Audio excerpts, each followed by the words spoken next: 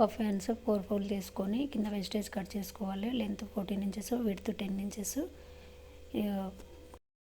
కింద హ్యాండ్స్ కోసం 10.5 ఇంచెస్ తీసుకోవాలి. ఇలా లైన్ వేసుకొని 3.5 ఇంచెస్ డౌన్ తీసుకొని దానికి క్రాస్ లైన్ వేసుకొని మిడిల్ పార్ట్ 5 ఇంచెస్, అటు 2.5 ఇటు 2.5 మార్క్ పెట్టుకోవాలి. దానికి పైన 1/2 ఇంచు, అటు సైడ్ కింద 1/2 ఇంచు పెట్టుకొని ఇలా కవ్ షేప్ తీసుకోవాలి.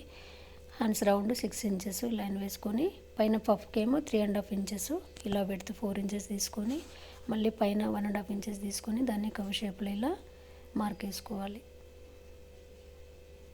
ఈ పఫ్ కోసము పైన తీసుకున్నది 3.5. ఇలా ఇది అంతా కట్ చేసుకోవాలి. మనం పఫ్ దగ్గర మనం కట్స్ పెట్టుకోవాలి. ఫ్రంట్ పార్ట్ మనం కొంచెం లో తీసుకుంటాం కదా డీప్, అది కట్ చేసుకొని ఫ్రంట్ అని మార్క్ పెట్టుకోవాలి. ఇప్పుడు మెయిన్ క్లాత్ తీసుకొని ఈ లైన్ క్లాత్ పెట్టేసి కట్ చేసుకోవాలి.